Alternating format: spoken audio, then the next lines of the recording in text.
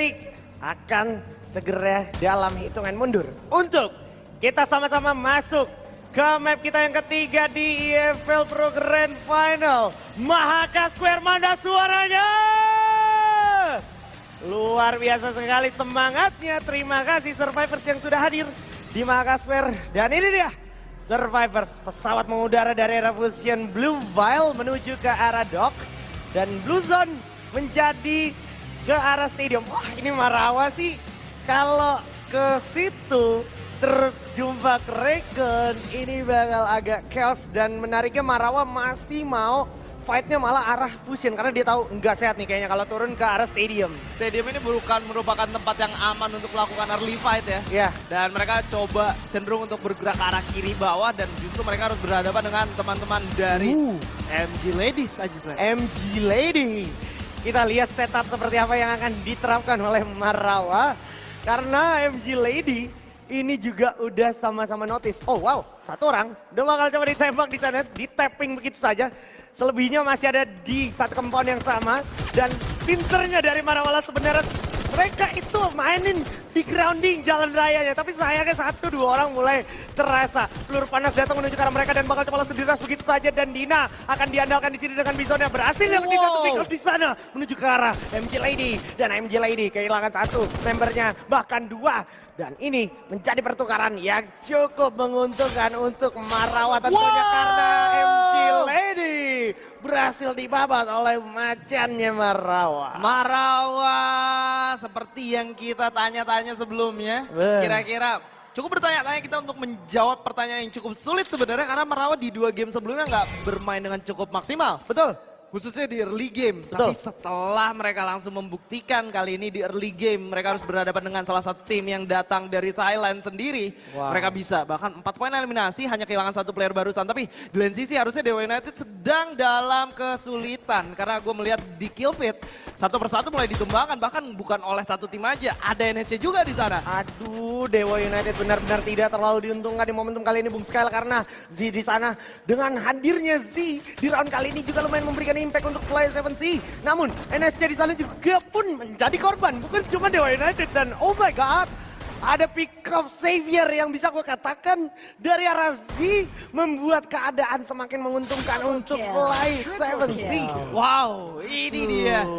As you guys can see, ini menjadi contoh untuk teman-teman yang memiliki cadangan ketika tim kalian gak perform, cadangan itu bakal memiliki pemikiran yang berbeda karena sebelumnya mereka bakal melihat apa nih yang kira-kira menjadi kekurangan di tim gua. Dan ketika mereka menonton game tersebut, disitulah mereka bakal coba memposisikan dirinya, oh kalau begini ternyata gua harus menjadi seperti orang yang seperti ini di dalam tim. Wah, Dan ini langsung impact-nya bisa langsung dirasakan walaupun memang kalau kita ngomongin Militia nggak bakal berhenti-berhenti nih. Nggak bakal berhenti-berhenti. Orang yang dari arah Forester datang, orang yang dari arah Garrison datang. Dan lo bisa lihat gimana Xia masih tetap memberikan presence-nya. 6 poin eliminasi udah dikantongin.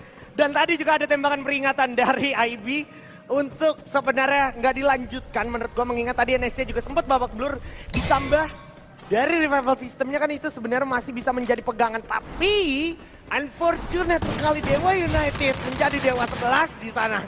Dan kita bisa lihat gimana NSC masih bersikukuh untuk mengupayakan rush-nya menuju ke arah Xia dari Fly 7C. Moy masih bisa diandalkan di sana, berhasil dapetin KNC. Dan Xia kita lihat masih bisa menggocek satu player dari NSC ini. Buka glual yang bagus banget untuk respect serangan lawannya. Masih masuk gocek ke dalam. IB melihat lawannya bakal masuk ke dalam, bakal coba dikejar juga. Moy udah berhasil ditumbangkan.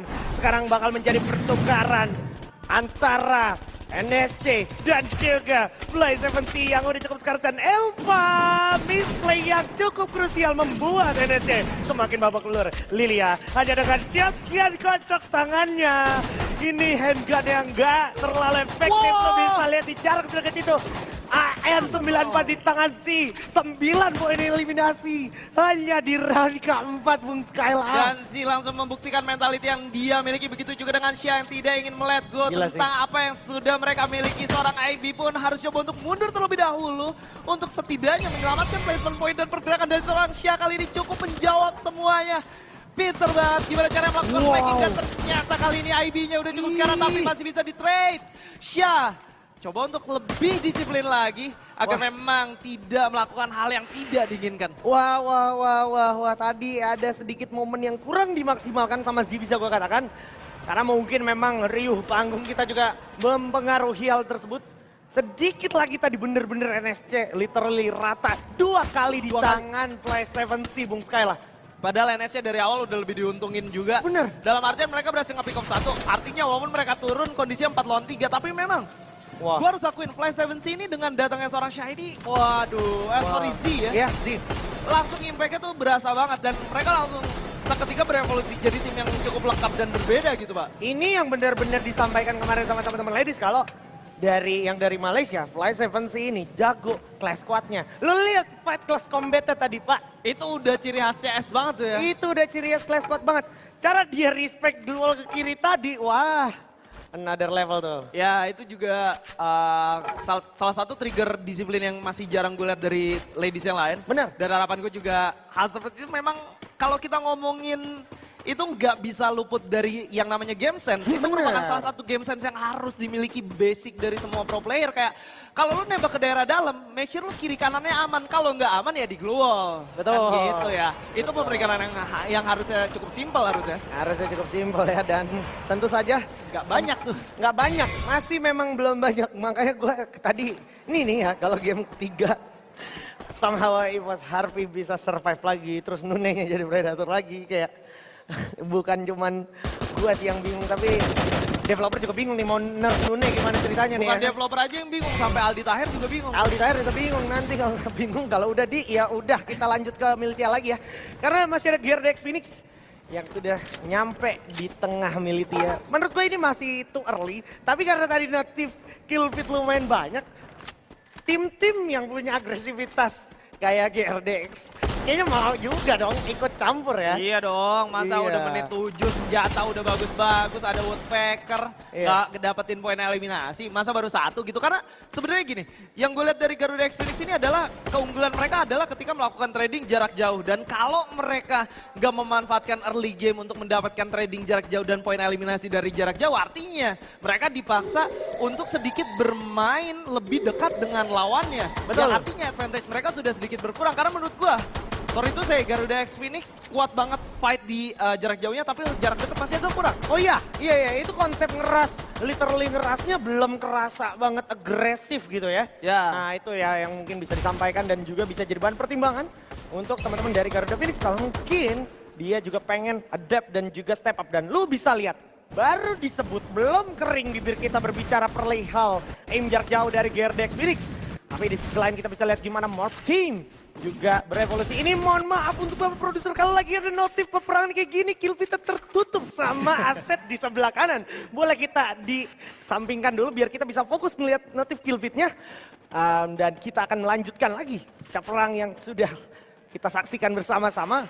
Di Morph Team sendiri kayaknya bakal lebih milih untuk menahan karena mereka punya decision making untuk seenggaknya masuk ke arah zona selanjutnya. Yang mana zona selanjutnya ini kalau enggak dibiarin itu bahaya banget.